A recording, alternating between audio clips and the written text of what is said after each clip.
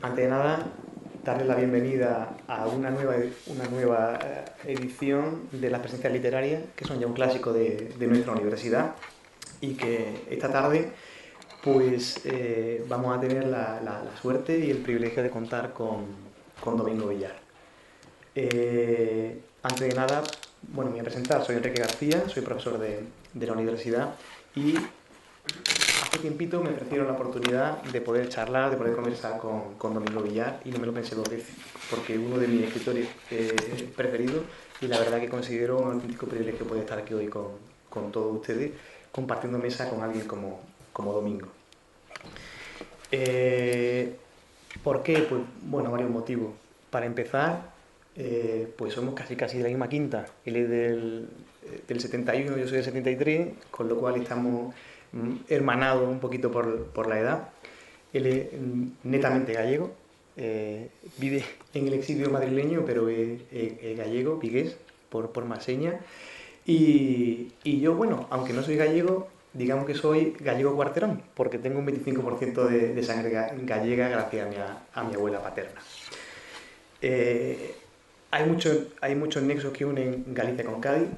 Hemos estado charlando esta tarde un poquito de lo que nos ha dado tiempo y bueno, pues me gustaría, sin más dilación, pasar a hacer una breve presentación del escritor y de su obra para cederle todo el espacio a él, que es el protagonista, evidentemente, de la tarde.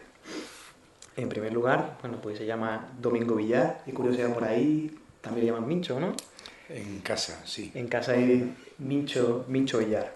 Como les decía, aunque vigués, vive en Madrid, no por gusto, sino por motivos profesionales, y esa morriña y esa saudade yo creo que trasluce en todo lo que ha ido escribiendo. Ha pasado por el área de comunicación de una multinacional, ha sido guionista de televisión y de radio, guionista, perdón, de cine y de televisión, ha colaborado en radio, en el programa Asuntos Propios, también sabe bastante de cocina, es crítico gastronómico y creo que como yo es más de blancos que de tintos. Al Sí, menos señor. eso es lo que yo había curioseado por ahí. Sabe de fútbol, en el programa Asuntos Propios llevaba la tertulia deportiva en pie, colecciona halcones malteses, tendrá luego que explicar un poquito de dónde le viene esa afición y, como él mismo se define, es escritor de segunda división, porque lo que escribe son novelas policíacas, que parece ser que no son un asunto muy serio para según qué literatos. Para terminar, pues diré que es un experto en incumplir plazos editoriales, ¿no? Exactamente. Yo creo que no es por vagancia, no es por pereza, sino todo lo contrario, sino porque el excesivo perfeccionismo de su trabajo pues lo lleva, como digo, a incumplir esos plazos editoriales.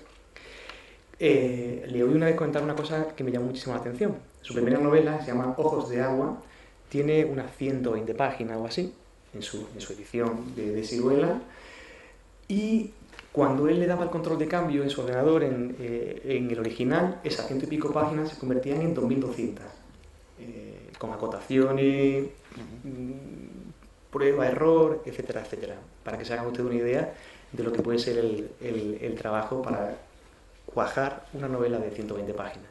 La playa de los abogados tiene 450 o así, no quiero saber a cuánto llegaba con el control de cambio.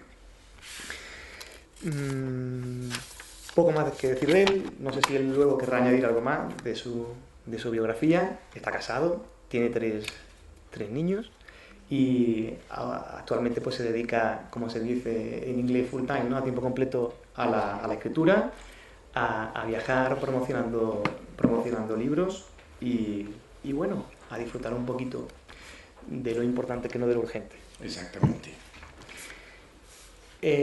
Si nos centramos en su obra, él tiene publicadas 2 novelas con un gran éxito de crítico público y premios. La primera en el 2006, Ojos de Agua, que según consulta de Siruela, no sé si los datos están actualizados o no, va por la edición número 17, traducida a unos cuantos idiomas, a un puñado de idiomas. Y la segunda, La playa de los abogados, de 2009, que también lleva otro importante número de ediciones. No solo eso, sino que en el año 2015 se ha estrenado una película de Gerardo Herrero, basada en esta novela que les comento, La playa de los abogados. Bueno, hay una pregunta que no sabría si hacerle o no hacerle. Parece que es una novela, una tercera novela en Siruela, que sí, que no, Cruces de Piedra. Ahora nos contará un poquito qué está pasando con esa tercera novela, yo creo que ansiada hasta límite insospechado por su incondicional, desde hace ya algún tiempito. Como ya les digo, es experto en incumplir plazos editoriales. He encontrado por ahí algún relato suyo en libros de colecciones de relatos de Negra con otros autores, concretamente uno que se llama Las hojas secas, otro que se llama Dulce Navidad, y por último uno que me encontré en El País, El último verano de Paula Rís, en el cual Leo Caldas es la primera vez que le confía a su padre porque se va a hacer investigador. Exactamente. Premios. Unos cuantos. El premio Sintagma en 2007, el Antón Losada Dieguez, el Frei Martín Sarmiento, el libro del año por la Federación de Libros de Galicia, y luego ha sido finalista en premios muy prestigiosos del Reino Unido, de Francia y de Suecia. Si nos centramos en su personaje, el inspector Leo Caldas, pues un poco para presentárselo para aquellos que no lo conozcan, decirle que es un inspector un poco atípico, pausado, de carácter reflexivo. Quizá en ello cuente que sea huérfano de madre desde pequeñito. Tiene un padre que actualmente es bodeguero, que con su propio esfuerzo ha ido levantando una bodega con el paso del tiempo y la cuida con mucho cariño. Tiene un perro que dice no ser suyo y un cuaderno muy curioso, el cuaderno del idiota, en el que va apuntando todo aquello que él considera merecedor de estar en ese cuaderno de tapas azules. Exacto.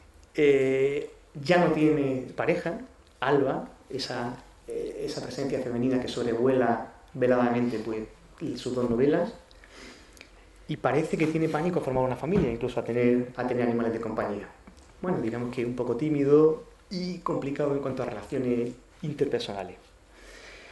Se marea, siempre que se monta en un coche deja un par de dedos en la ventanilla abierta y cierra los ojos. Y si hablamos de montarse en barco, pues ya el mareo alcanza cota insospechada. Aunque tímido, tiene un programa en la radio. Él es el patrullero de las ondas. Y tiene su más y su menos con Diego Losada, el director de ese programa de radio, y lleva fatal la fama. Parece que nadie oye la radio en Vigo, pero lo conocen en Vigo y alrededores más que por detective, por ser el patrullero de las ondas.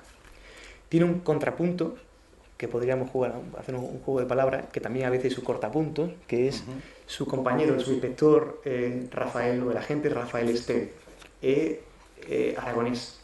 No sé si un guiño a la ciudad natal de su mujer, que es de Teruel, pero es aragonés de pura cepa, recién llegado a Galicia, que para él es como la tierra media del Señor de los Anillos. No entiende qué pasa, no entiende por qué la gente le contesta a una pregunta con otra pregunta, ese hermetismo tan gallego, ¿no? Esa socarronería, y a veces pues lo llevan a desesperar. Además, él sí es un policía que responde más a los cánones, digamos, de la novela negra clásica, que se exaspera a la primera de cambio y que incluso a veces pues tira de bofetón, ¿no? O de patadas en la puerta. Es un poco más expeditivo que Leo.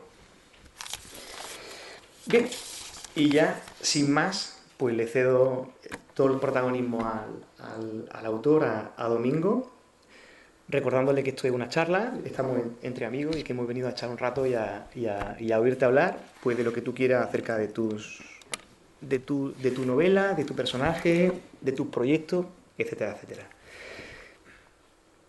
Te lanzo una pregunta y a partir de ahí pues vamos hilando como buenamente queramos, ¿vale?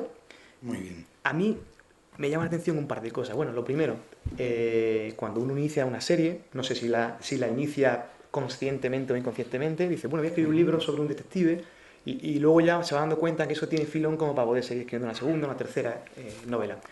¿De dónde viene el nombre de Leo Caldas? O sea, ¿es musical? ¿Te gusta por algo? ¿Encierra alguna clave escondida?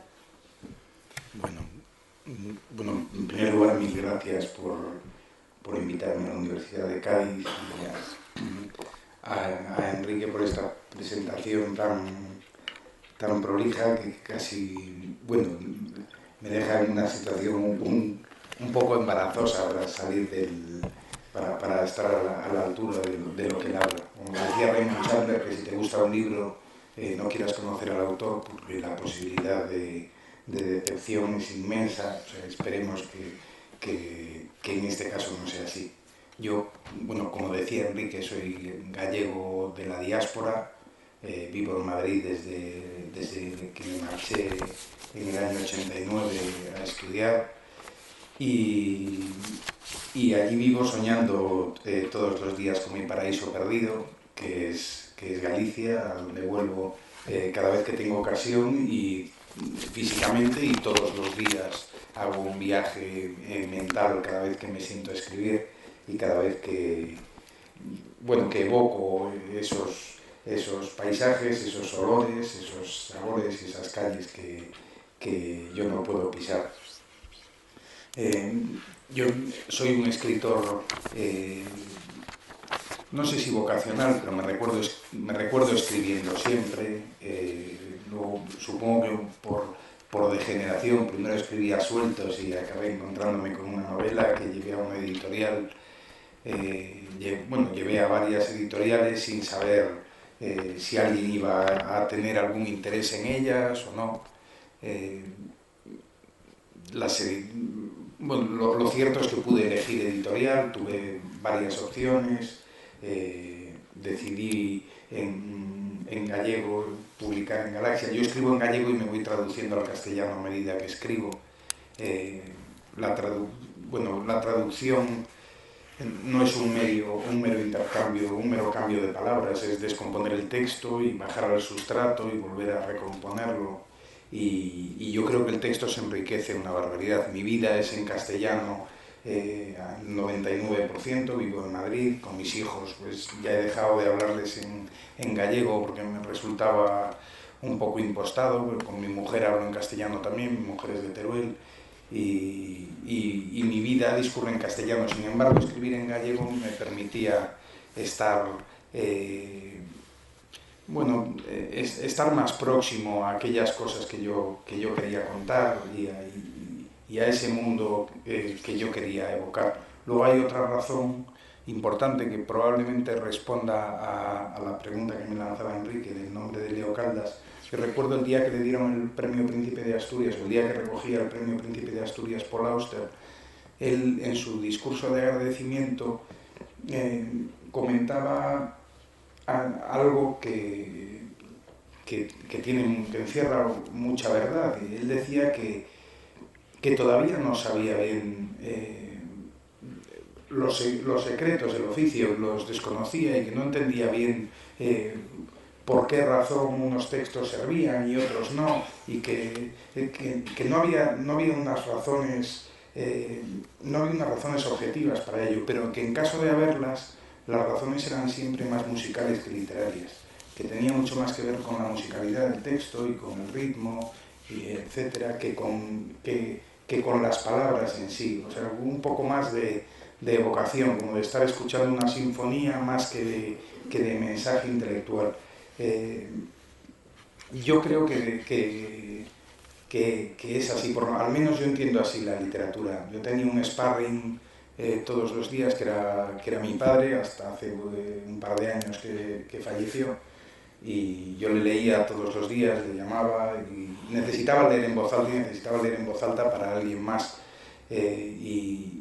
Y esa lectura en voz alta me daba la clave de si el texto era acertado o no era más allá de lo que quería contar, que por supuesto aquello que quería contar pues era, bueno, no leía si no estaba encerrado en ese texto que yo comentaba.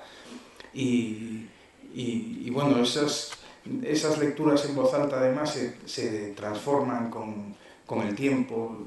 Yo creo que los textos hay que dejarlos sudar, y son como el vino, necesitan un periodo de decantación, y parece que el vino está bien, pero se deja en una cuba de decantación y cuando lo vas a ver pasados 12 días, la cantidad de pozos que hay es tremenda y no se veían. Y en la literatura sucede algo parecido. Necesita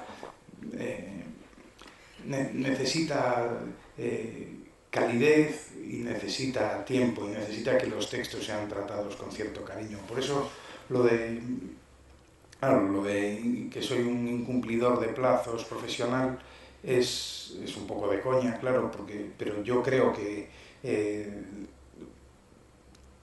habré escrito cuando entregue esta novela, que la tengo que entregar pues, o el mes que viene o el siguiente estará entregada y tardará lo que decidan las editoriales en publicarse. Yo creo que escribir 3 novelas en 11 años es un tiempo bastante razonable. Recuerdo hace 2 años cuando fallecía Gabriel García Márquez que había siempre esas, bueno, acompañaban las semblanzas y los obituarios venían acompañados de la retahíla inmensa de obras que había escrito Gabo y veías que las que habían merecido la pena, las que habían hecho de él el escritor formidable que era, pues, no sé, El otoño del patriarca o La crónica de una muerte anunciada o Los 100 años de soledad o El amor en los tiempos de cólera, pues eran las obras que venían antecedidas de unos periodos de en teoría no hacer nada, de no publicar nada, pero eran los que venían antecedidos de un periodo de trabajo intenso y reflexivo y tranquilo. Pues lo bonito de la literatura además es que permite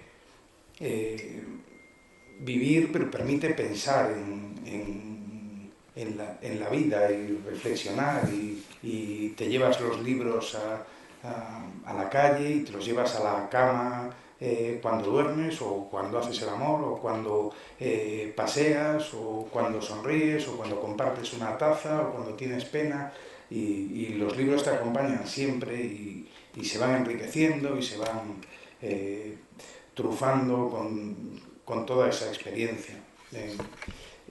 Mi padre era como el padre de mi policía de Caldas, mi padre era bodeguero, bodeguero de vocación tardía, empezó, bueno, reconvirtió unos terrenos con unos frutales que tenían unas cuantas viñas, pues arrancó los frutales y empezó a plantar viñas cuando él ya tenía casi 60 años y empezó a hacer vino y poco a poco, con el tiempo que exige el vino, y yo era un enamorado desde niño de la viticultura. Me gusta el vino, pero me gusta sobre todo la viña y me gusta el campo, me gusta verla crecer y los momentos distintos que tiene, desde cuando son meros postes a cuando es un campo es un campo exuberante. Y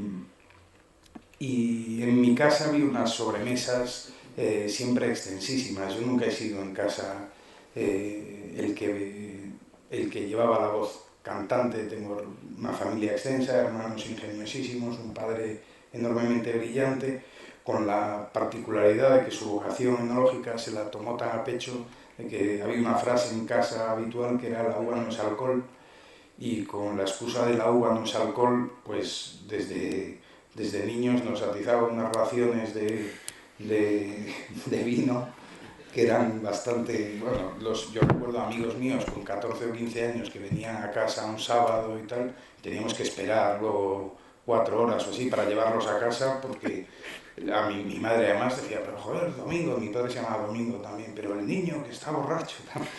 Y mi padre: bueno, está borracho, si la niño no emborracha.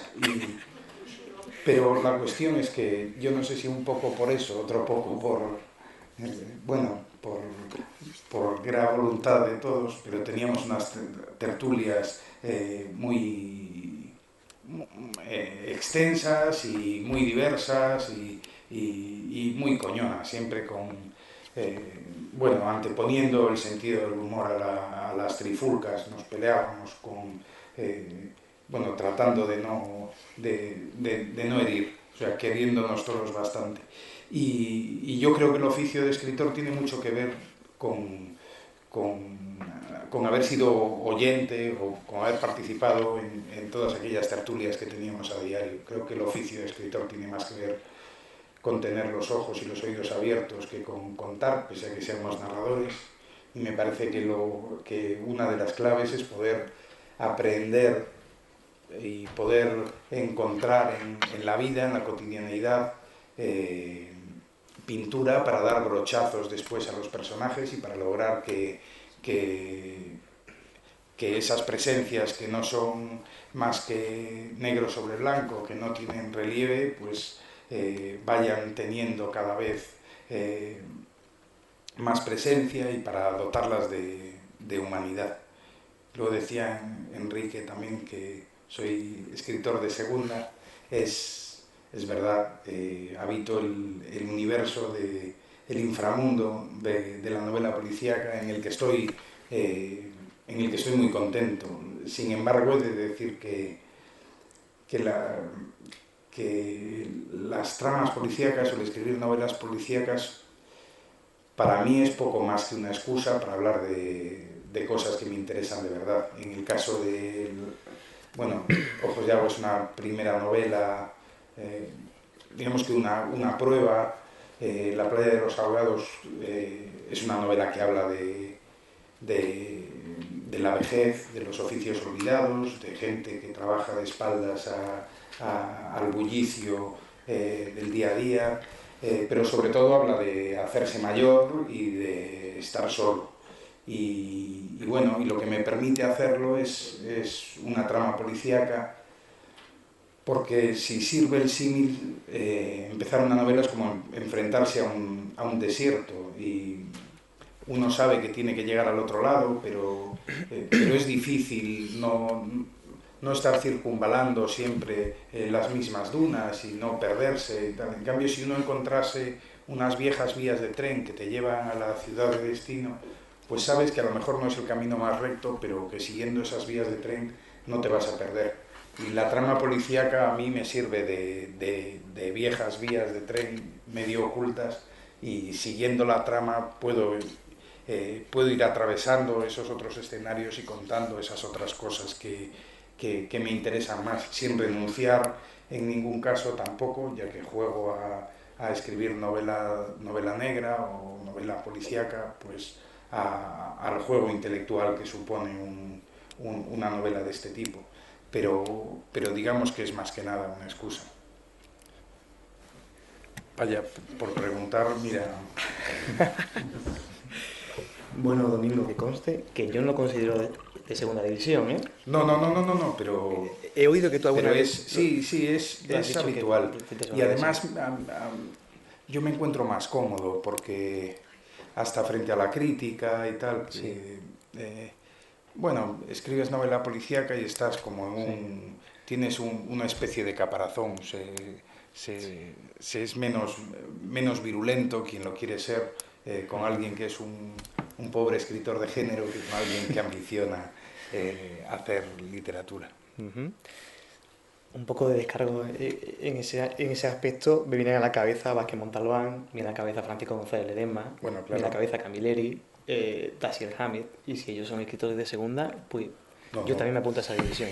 O Shakespeare, porque Macbeth no deja de ser esto, o Hamlet es quien mató al rey de Dinamarca. O sea, al final decía Ramiro Pinilla que las novelas policíacas se diferencian de las otras en que el muerto aparece al principio. Y al final pues acaba teniendo parte de razón, porque pues en otras ocasiones no es un muerto, pero es otra circunstancia la El desencadenante, ¿no? sí, la que te permite contar la que te permite contar una historia y que el lector quiera saber lo que va a suceder en la línea siguiente.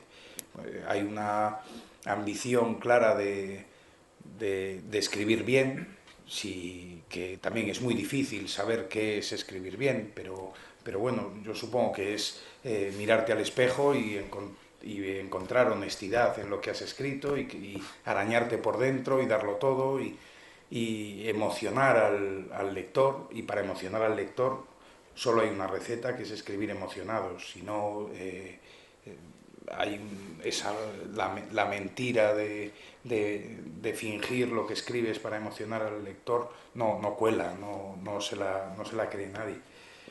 Y bueno, esa es la vida del autor, pero yo me imagino al viejo Homero ciego recitando la Ilíada bueno, en una plaza griega y su ambición era la misma, que la gente que estuviera allí escuchándole pues no se levantase y no se marchase y quisiera saber qué iba a pasar y aprendiese, sí, pero que también estuviese entretenida y emocionada. Y creo que, bueno, creo que esa debe ser la ambición del autor. Siempre me ponen la etiqueta de autor de éxito y lo de autor de éxito es una cosa un poquitín extraña porque eh,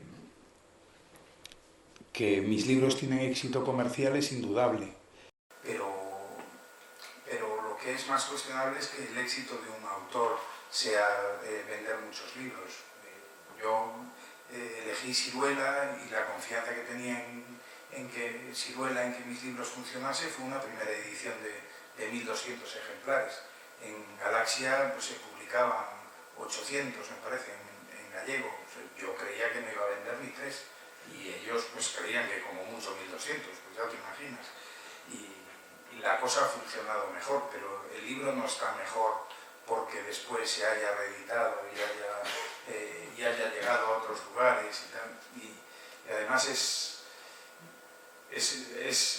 enormemente injusto, yo creo, considerar el éxito literario, o sea, mezclar lo que supone el éxito literario con el éxito comercial. Yo me miro frente a muchos de mis colegas y algunos están con 50 años poniendo vasos de vino por la noche para poder llegar a casa y están llenos de talento y no sabes explicar bien por qué los libros no funcionan y los míos se han vendido y los de otros se venden y los de este no, y no es, créeme que no es por talento y no es por voluntad y no es por trabajo, porque supone un esfuerzo ímprobo escribir un libro, esté bien o esté menos bien, o resulte bien acogido o resulte menos bien acogido.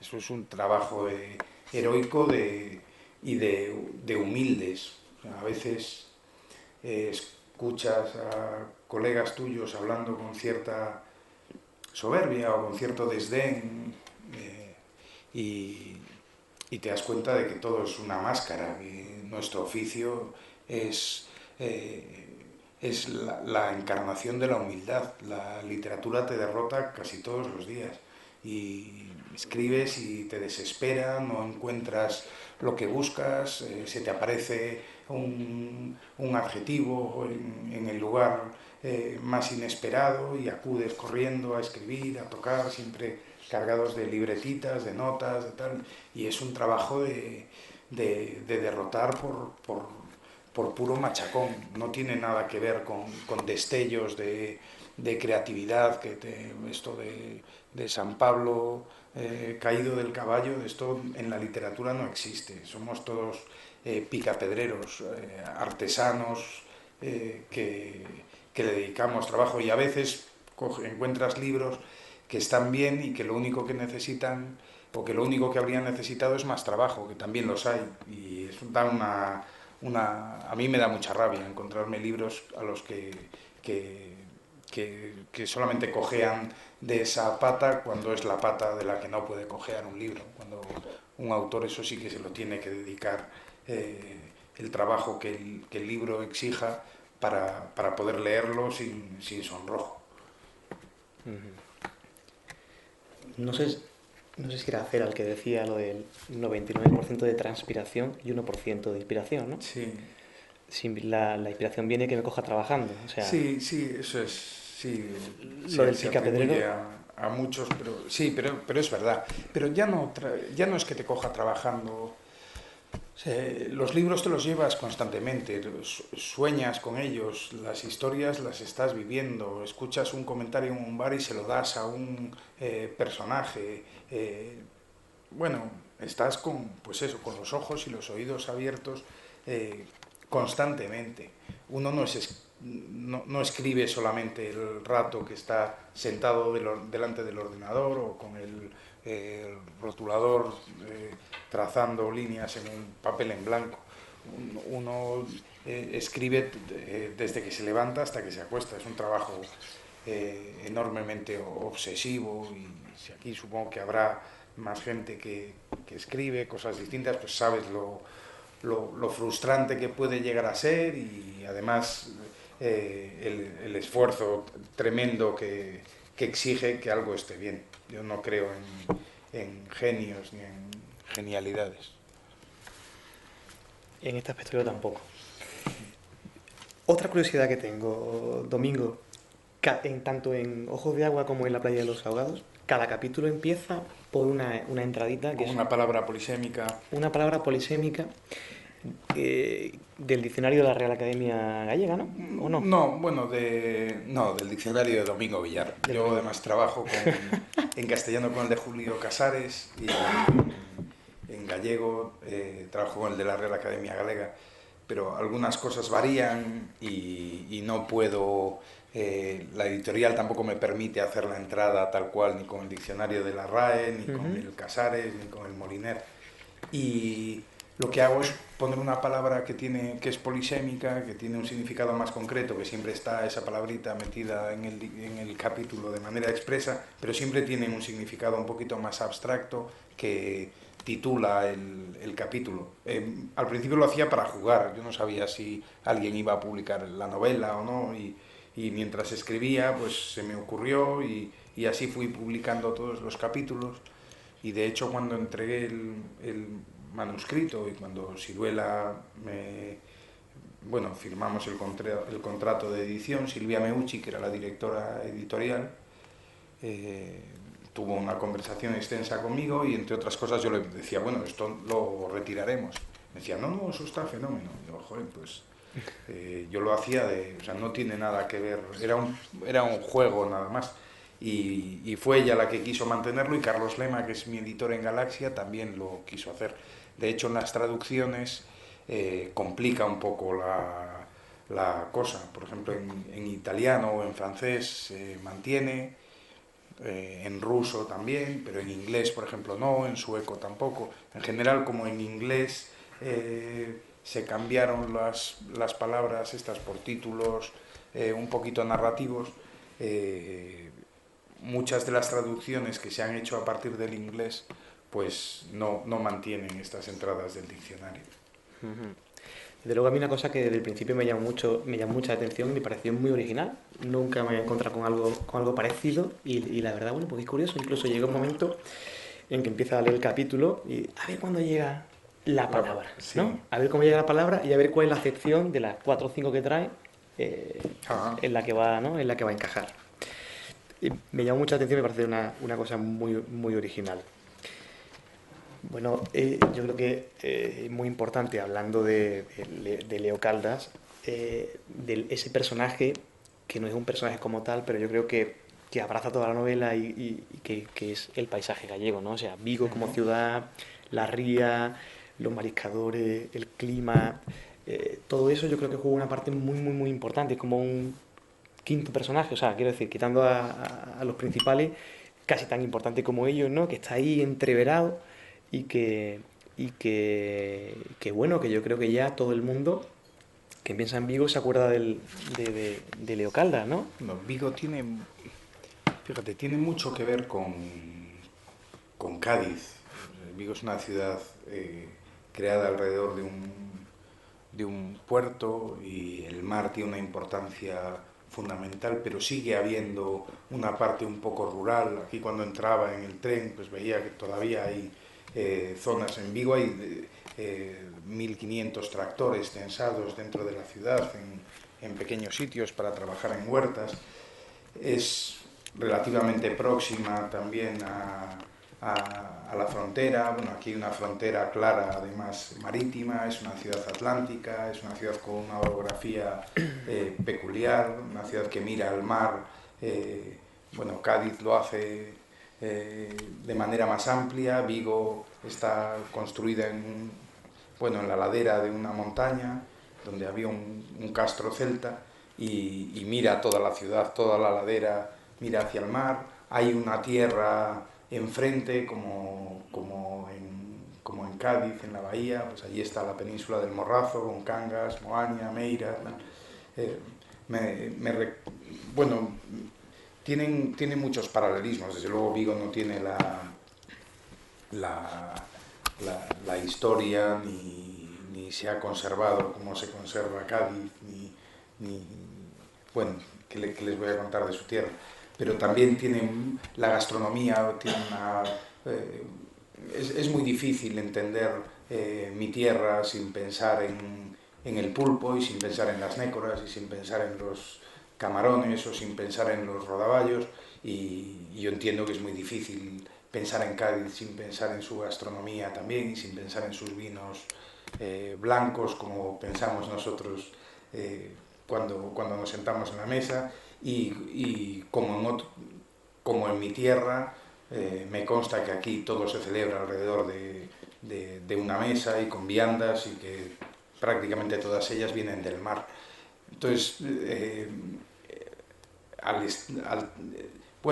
ubicar las historias en ese escenario es, es muy difícil que esa presencia no se vaya comiendo a los personajes y los engulle y los tizna. Y claro, es un lugar tan singular, es un lugar tan, bueno, tan hermoso, y con una orografía tan particular y con un clima cambiante. Aquí tienen los vientos, aquí no hay tantas nubes, pero allí las nubes se paran en las Islas Cíes, hacen una pequeña escala y luego se vuelven a parar en las laderas, descargan. Vigo tiene una cantidad de horas de sol al año tremendas, pero también es la ciudad en la que más llueve de la península ibérica. Pues tiene, bueno, cuando llueve una barbaridad, y después las nubes pasan y tal. Y bueno, y es un lugar para mí muy singular, y son de esos sitios especiales, de esos sitios que tienen algo más, que tienen una personalidad propia, y eso es inevitable que trufe las historias. Yo, yo siempre recuerdo en Vigo, como a Vigo como a Cádiz, venían los veraneantes, o vienen los veraneantes todos los años, y al escribir yo tengo una relación parecida a la que tenía con las veraneantes, que todos los años me enamoriscaba de alguna y me pasaba el invierno pues soñando tal, escribiendo cartas, alguna llamada, tal, y te ibas haciendo una idea de la veraneante, que el julio siguiente o el agosto siguiente, cuando llegaba, pues hombre, no estaba mal, pero no era lo que tú habías estado imaginando, habías engordado aquella idea durante todos esos meses. Y a mí, escribiendo acerca de mi tierra, me sucede algo parecido. Cuando vuelvo digo, joder, me pasé, porque no hay ni una basura, ni un papel tirado, ni una calle desconchada. Está todo recordado con amor y con cariño, pasado por ese tamiz, y entonces todo acaba siendo más lustroso de lo que realmente es. Hace, hace nada acabo de hablar precisamente de la gastronomía, que yo creo que también es otra parte importante, ¿no? Bueno, o que tiene su sitio importante dentro de las novelas del inspector, ¿no? No sé, yo he apuntado sardinas con cachelo, carne al caldero, pata con garbanzo, lura a la antigua, empanada de zamburiña, queso del país con dulce de membrillo. O sea, son una constante en las novelas, y como templo, por así decirlo, de la gastronomía, ¿no? O por lo menos de la taberna, está ese famoso Eligio, Sí, ya tristemente me temo, ¿no?, que desaparecido. más o menos. Bueno, cerrado, un poco a puerta cerrada, ¿no?, desde el Sí. año pasado. Qué bueno que desde que leí la primera novela quise ir, y me temo que no he ido a Vigo desde entonces y me lo he perdido. Cosa que me da mucha pena, porque otro protagonista más de las novelas, ¿no? Tanto lo que es la casa en sí, la taberna, Eligio, como su tabernero, Carlos, ¿no? Sí, Carlos es amigo de mi personaje, de Leo Caldas, y amigo mío. Tenemos ese amigo común, y bueno, es el lugar al que yo empecé a tomar mis primeros vinos, pues con 16 o 17 años, acompañado de amigos, familiares, siempre encontré amigos. Allí Carlos ahora está enfermo, ha cerrado la taberna, pero como no sabe hacer otra cosa, va todos los días, sigue yendo todos los días allí a las 12 de la mañana y abre la puerta y entran sus amigos, pero no pueden entrar, o sea, no tiene licencia, no pueden saber que sigue con actividad de bar, de manera que entramos, hay que llamar a la puerta con una especie de contraseña, te abre, entras y pagamos a escote todos lo que bebamos y ya está. Pero es verdad que se acabó. A mí una de las cosas que me gusta de mis novelas, o de algo que me gusta, de lo que creo que estoy más orgulloso, cuando vivía mi padre, pues las críticas, etcétera y tal, me agradaban porque las leyera él, porque sabía que él vivía esas cosas y tal, y llevaba muchos años malo, y cada vez que había pues un premio o tal, pues le daba una alegría inmensa, y eso bueno, era la razón por la que a mí me parecían bien. Sin embargo, había otra cosa que no tenía nada que ver con él, y, y que a mí me enorgullecía bastante. Era cada vez que llegaba un inglés en un transatlántico, Vigo, como a Cádiz, llegan transatlánticos, yo creo que haciendo la misma ruta, que paran en Vigo, en Lisboa, en Cádiz, luego van a Las Palmas, o bueno, no sé si son exactamente los mismos, pero muchos de los barcos cargados de ingleses, de alemanes, de daneses, también atracan en Vigo y pasan allí unas horas. Y una de las cosas que me enorgullecía es cada vez que Carlos me llamaba y me decía, joder, han venido 7 ingleses con tu libro, tal, a la taberna. Y eso sí me hacía una ilusión grande, el ser capaz de mostrar cómo es una tierra y cómo es la vida en un lugar, y el hacer que alguien de un sitio distante pues se tomara la molestia de acercarse a esas tabernas y conocer cómo era esa vida que estaba descrita nada más que literariamente. Y eso sí que un prurito de orgullo sí que me producía mucho más que una alabanza, que en realidad pues ya voy siendo mayor y sé que tampoco son para tanto, que escribo, bueno, que escribo lo mejor que puedo, pero y bastante hago con intentar que sea así. Es curioso una anécdota relacionada con esta taberna, que en la barra, he visto una foto, en la barra de la taberna hay una placa metálica Sí. con el nombre de Leo Caldas, que es donde él va por la noche, ¿no? En Sí, vez de hay unas guisar. placas con los nombres de los clientes más antiguos o los más fieles, tal, siempre tenían unas plaquitas, y un día me sentó a tomar una taza y tenía una placa, no me la había puesto a mí, pero la había puesto a Leo Caldas, que es el protagonista de mis novelas, le había colocado su placa a Carlos en el Eligio, y me hizo mucha ilusión también, es algo muy agradable. Sí, y un Yo detalle. he traído cuentos. Yo no sé, ya sé que no es muy habitual, pero cada vez que voy a Inglaterra o Alemania, a Dinamarca, a los países del norte de Europa, eh, la gente que acude a ver o a escuchar a autores literarios en general, más que escuchar lo que tienen que contar sobre su oficio, sobre la vida, les oyen leer. A mí es una cosa que siempre me pareció curiosa. Tengo cuentos muy breves. Si quieren, les puedo contar uno o dos o tres, y si les gusta, y si no les gusta, paro. Eh, no tienen nada que ver con novelas policíacas, con lo que yo suelo escribir. Y además, repasando las que había cogido, me da la sensación de que todas están pasadas por la Iglesia, todas tienen que ver con asuntos religiosos. Están escritas en gallego, yo voy leyendo, voy traduciendo a medida que leo al castellano. ¿O te parece que lea un par de cuentos? Me parece fantástico. Incluso, no sé, creo que el gallego se entiende suficientemente bien No, como... yo creo ¿No? que no. ¿Prefieres? No, Pues sí, venga. yo creo que es más complicado. Bueno, este se llama Pues Don Andrés el Guapo. Y son muy breves, son un par de páginas nada más. Dice, hace 4 o 5 años estaba yo en una cantina de México DF dándole al mezcal con unos amigos, cuando se nos acercó una mujer de cabello blanco. Entre otras cosas, aquella vieja algo borracha nos contó la historia de Andrés Taboada, un jesuita gallego que había sido enviado a las montañas de Michoacán allá por los años 50. Aquel misionero acababa de salir del noviciado y tenía poco que ver con el resto de los padrecitos de la congregación. Era alto, con los ojos claros y la piel morena tan apuesto que en la primera misa que celebró las feligresas quedaron impresionadas y él fue bautizado como Don Andrés el Guapo. El eco de la belleza del cura comenzó a extenderse de ranchería en ranchería y cada domingo más mujeres respondían a la llamada de las campanas. Por todas las laderas llegaban muchachas emperiquitadas como para una fiesta, con los labios y los ojos pintados, atraídas por la hermosura de Don Andrés.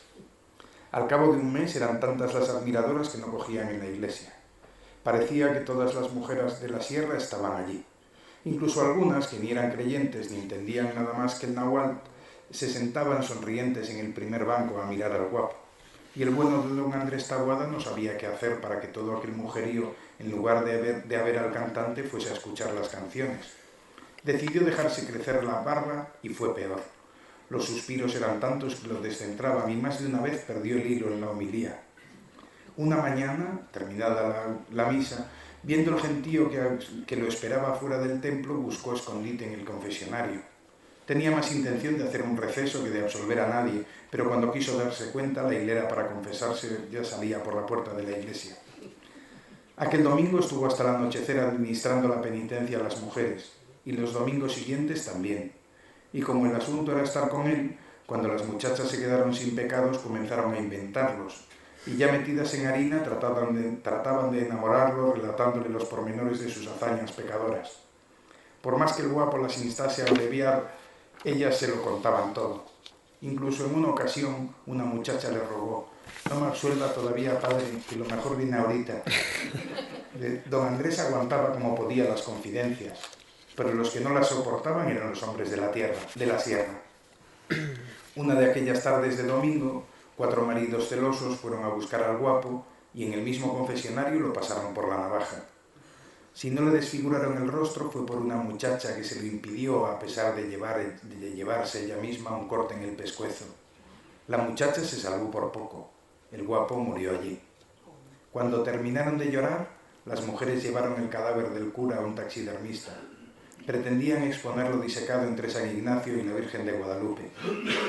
Fue el obispo quien se negó a colocarlo allí con la excusa de que en las iglesias de su diócesis solo acogían imágenes de santos y el padre Taboada, por mucha insinuación que hubiese resistido, aún estaba por ver si era canonizado. Esta es la historia de Andrés el Guapo, tal como nos la contó la vieja aquella noche en la cantina. Yo no sé si es verdad. Ahora, la cicatriz en la gorja la tenía. La vimos todos. Lo pueden creer porque es así. Siguiendo un poquito la estela gallega, como dicen que a ver las ailas, ¿tiene alguna superstición a la hora de escribir?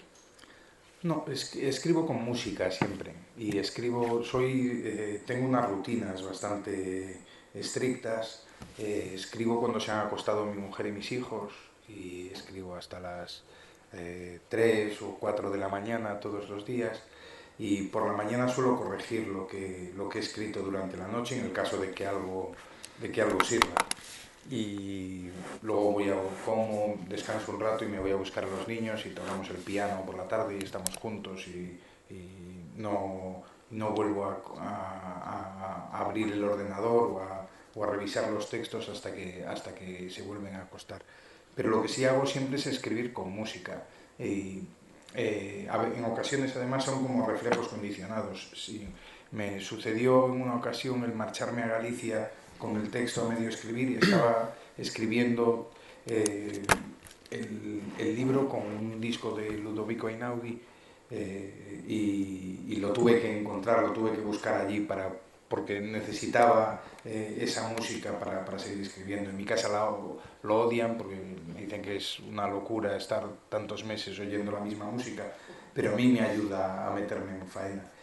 Ojos de agua lo escribí con un disco de un contrabajista ferrolano que se llamaba Aldo Martínez, que se llama Zona Acústica 2, el disco, y son Baldo Martínez con un zanfonista que se llama Germán Díaz y un trompetista escocés que se llama David Harrington, que toca con muchas bandas en España, con muchas bandas distintas.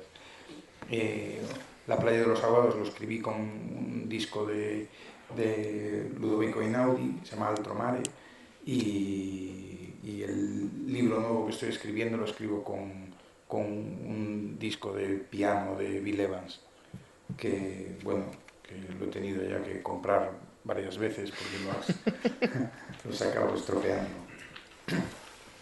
Pero me ayuda muchísimo a escribir y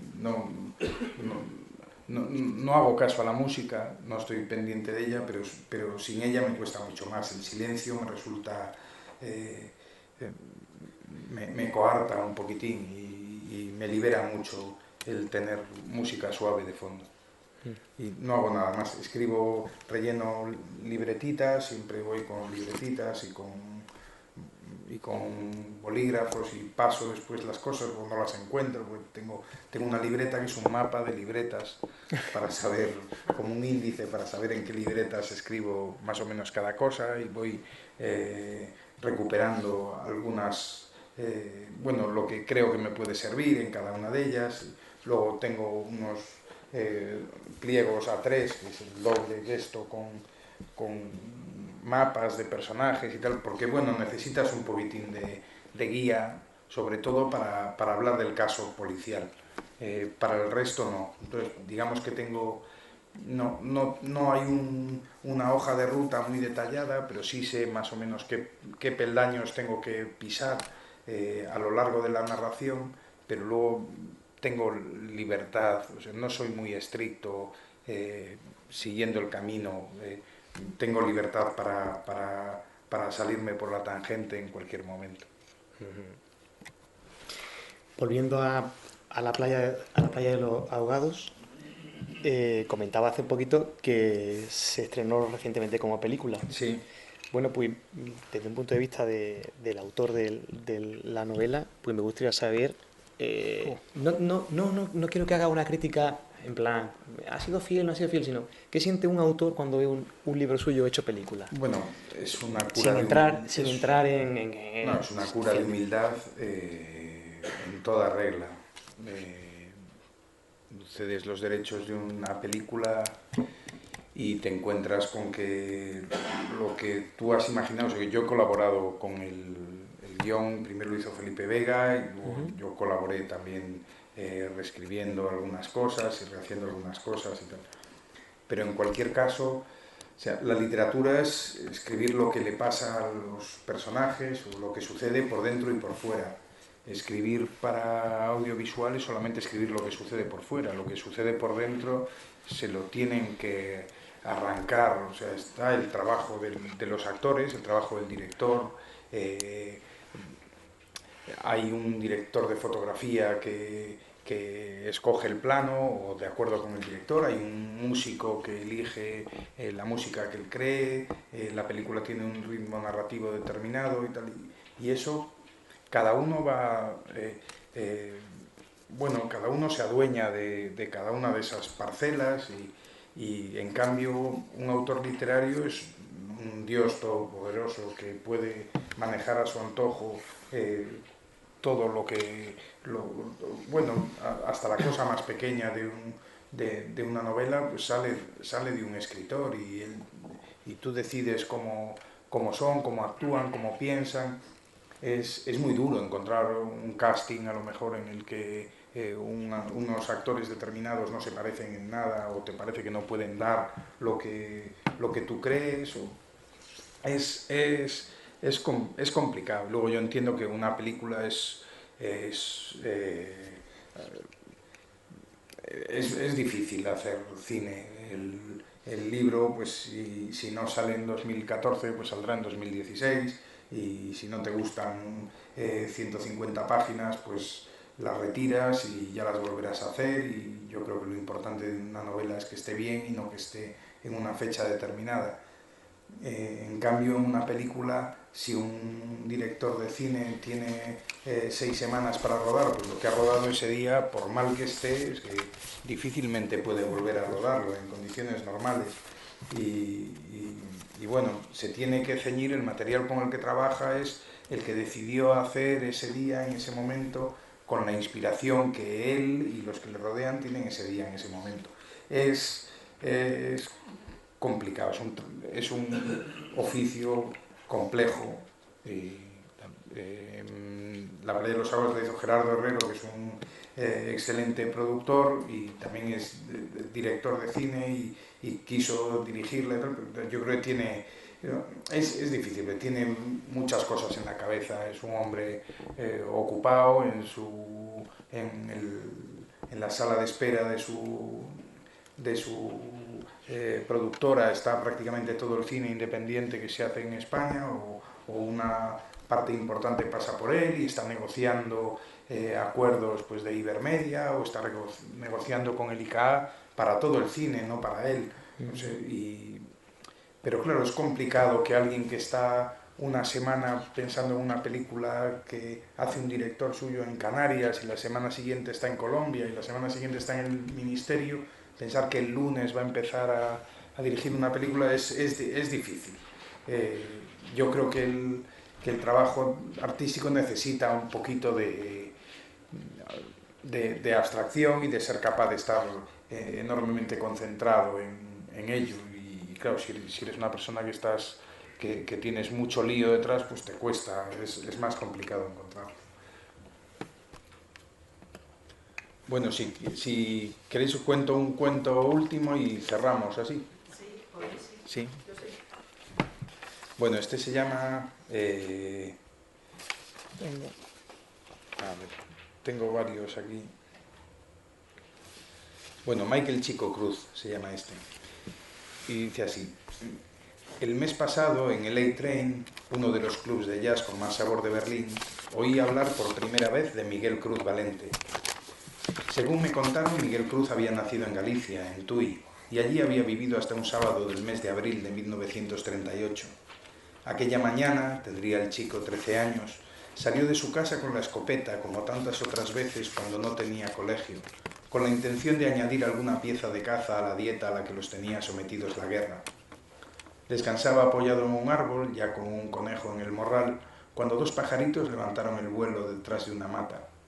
Temiendo que fuese un jabalí lo que había espantado a las aves, apuntó y, conteniendo la respiración, se concentró en las hierbas más altas. Tan pronto como se movieron, disparó. Por si el animal solo estuviese herido, esperó un instante con los oídos alerta y luego se acercó despacito y, tumbada entre las matas, con los ojos a medio cerrar y el abdomen cubierto de sangre, encontró a su hermana Glorita. La llamó a gritos, la zarandeó tratando de reanimarla y, viendo que la niña no reaccionaba, echó a correr buscando ayuda. Luego, incapaz de afrontar la vuelta a casa con la noticia, Miguel Cruz tiró la escopeta al río y comenzó a caminar. Llegó al puerto de Vigo cuando clareaba el domingo. No había dejado de llorar en toda la noche. Sin que nadie lo advirtiese, cruzó la pasarela del Alfonso XII y se escondió en la cubierta hasta que el barco zarpó rumbo a Nueva York. En América encontró trabajo como aprendiz de un afinador de pianos cubano que le enseñó a reparar los instrumentos y a tocarlos. Chico Cruz lo bautizó aquel maestro que dejaba al chico de dedos veloces pasar las noches en el taller. Y Miguel se pasaba las noches tocando, con los ojos húmedos, recordando a su hermana Glorita y la vida que había dejado atrás. Una madrugada de 1944, mientras se interpretaba una pieza de Gershwin, llamaron a la puerta del taller. Al abrir, Miguel se encontró frente a un hombre de 35 años con un estuche de clarinete en la mano. El tipo le pidió que siguiese tocando y, en cuanto montó el clarinete, se unió a él. Por la mañana, el cubano los encontró tocando como lo harían tantas veces, juntos siempre los dos, Benny Goodman y Michael Chico Cruz, siempre el de Chicago en la luz y el gallego fuera del foco, sin querer otra cosa que tocar, afinar para el cubano y volver a su tierra alguna vez. No regresó hasta 42 años más tarde, aprovechando un concierto en Madrid. Hacía mucho tiempo que habían muerto sus padres. Nadie en Tui reconoció al hombre de sombrero claro que se acercó al cementerio. Miguel Cruz Valente había muerto para todos en el río. Se había tirado desesperado, recordaban los viejos, tras haber alcanzado de un tiro a su hermana. El mes pasado en el A-Train, un viejo pianista de ojos tristes me contó esta historia. Me confesó que por más noches que toca, no la puede olvidar. Y ya está.